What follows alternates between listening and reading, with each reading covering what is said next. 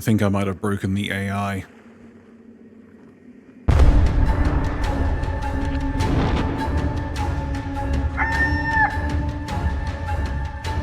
Hey you beautiful buccaneers, Falcore here. Now Act 2 of Season 18 is creeping up on us, and while we still don't have an official release date based on the time Season 18 launched, this thing is almost certainly dropping in the first quarter of January. The content itself has now made its way to the hardening builds on Insiders, which means it's feature complete enough that feedback actually matters. So rather than theory crafting or knee-jerk reactions, this is the right moment to slow down, look at what's being delivered, and talk about it properly. This isn't a hit piece, this isn't blind hype either. This is fair, informed feedback aimed directly at the people building the game. So let's break this down. At its core, Act 2 is attempting something genuinely exciting, resurrecting the Molten Sands Fort and requisitioning it as a player-activated world event, much like the Fort of the Damned. The fort has been dragged, quite literally, and resurrected from its narrative grave, and placed back into relevance. On paper, that's a strong concept. Molten Sands has history, it has atmosphere, it has baggage, and that's actually a good thing. The activation method is where things get interesting, at least initially. Instead of a ritual of flames and a lantern prep like Fort of the Damned, Act 2 introduces a new emissary quest available at Grade 5 for all trading companies. You hunt down a special Eternal Guard, obtain a key, sail to Molten Sands, and activate the fort. Now, let's be clear, this new Eternal Guard is not new. It's the same Eternal Guard we've been fighting since the beginning of Season 18. He's just wearing a hood now. That's it. That's the evolution. He drops a key, which on Insiders is currently being handed out at outposts for testing convenience, so there's not much mystery to document here. But presentation matters, and right now this feels less like a new threat entering the world and more like an old enemy being asked to wear a different hat. Also important, and we're going to keep circling back to this entire event is time limited. 1 month, gone. Maybe back someday. We'll put a pin in that for now. Once you've got your key, you sail to Molten Sands and place it on a newly uncovered plinth. The fort activates, the sky lights up, and the event announces itself to the server. Now it's worth pointing out that this fort cloud is placeholder, and there will be a new one coming soon. Personally, I just hope they change the activation sound, because I'm sure, like everyone else, when you hear that Fort of Fortune horn, you will now have to figure out if it's one of 3 different forts. Hopefully, that changes before release. Now before we talk about the combat, loot, or rewards, we have to talk about the environment, because this is where the biggest missed opportunity lives. Feedback from myself, other partners, insiders, and the general community. For months, Molten Sands has been undergoing slow environmental storytelling. Ancient doors, buried structures, massive stonework carved into the volcano itself. The game has been visually telling us something important is buried here. And then, nothing. Those doors remain sealed. Those structures remain inert. No interaction, no payoff, no explanation. Pirates uncover a colossal ancient doorway embedded into a volcano, clearly leading to somewhere significant. And the collective response is, cool, anyway, let's fight skeletons in a wooden teepee. That's not mysterious, that's just unfinished. Even if those doors are meant for future content, the lack of any acknowledgement makes the space feel hollow. World building only works when it eventually builds towards something. Right now, it's set dressing with no functions and no payoff. And that stings because Molten Sands deserved better.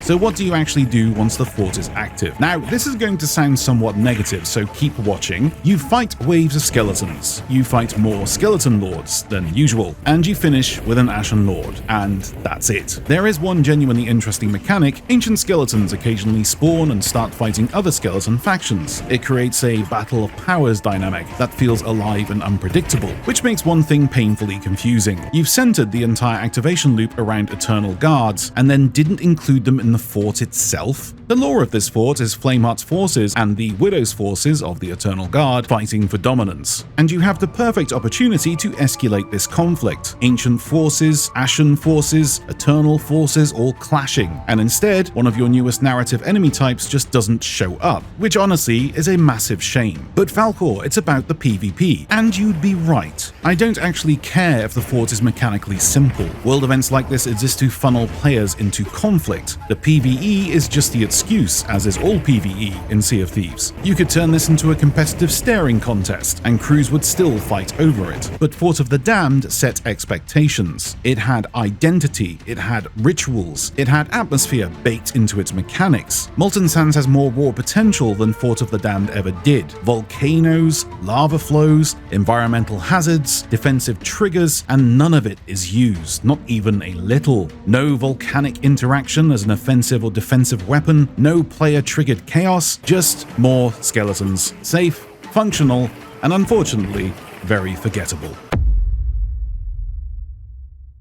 Now, when the loot goes to live build, the Chest of Fortune will be in this loot pile. That is the headline item, and it will pull players in. This dark orb on the plinth is the real event-specific reward, tied to commendations and deeds. And credit where credit is due, the deeds are solid this time. Ship crests for every single trading company. That's an actual incentive to take part. Not another trinket nobody asked for. But the rest of the loot pile, it's a mess. Ashen loot, again, a chest of rage shoved in the middle like it's sacred, volume instead of value. Nobody is excited about hauling this stuff, and hauling is the key word here, because moving loot off Molten Sands remains a chore yet again. Months of environmental updates, entire structures unearthed, and still no easy hauling method, such as a tunnel, a lift, a harpoon, or a shortcut to move loot. This feedback has existed since the original Molten Sands, and it still hasn't been addressed. So here's the fix: cut the loot pile in half, replace filler with sanctuary keys, encourage repeat engagement, keep crews in the raw. Right now, the only true motivator is the Chest of Fortune, and all that really guarantees is some newer players on the server are about to have a really bad day.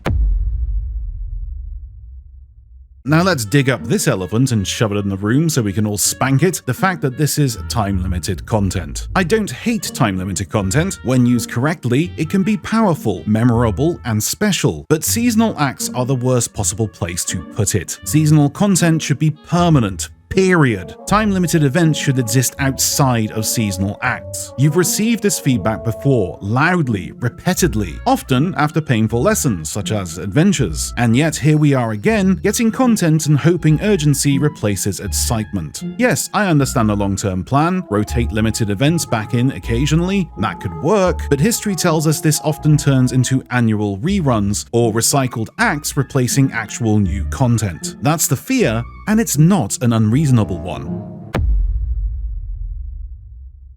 Where should this live? As a permanent player-activated world event? This is fine, good even. As a 1-month seasonal act meant to drive logins and hype? Guys, it's just not strong enough. It's not innovative, it's not refreshed, it's not surprising. It's a standard fort with a flashy sign bolted to the front. Here's the simplest, cleanest solution. After the month ends, and emissary quests go back to the way they were, add the key to the Fort of the Damned vault. Let crews stack activations. Let chaos escalate naturally. Let players create the stories. That's where this game shines. Fort of the Damned, which is now many years old, still is a persistent and exciting event that players still engage with. You have the opportunity here to backhandedly upgrade Fort of the Damned by making it lead onto a new player-activated event. Bringing it back occasionally as a time-limited event just ain't it, guys.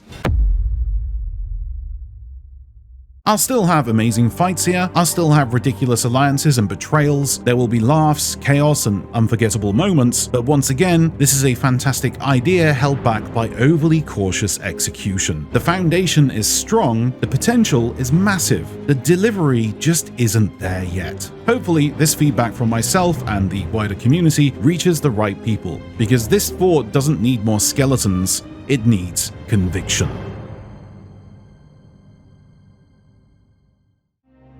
As always, thanks for watching, folks, and I guess now's the time to say I hope you all had a great Christmas, and I hope you have a great New Year. And if you haven't already, please throw down a like and slap down a sub. It's literally what keeps content creators floating. And until next time, take care and happy sailing.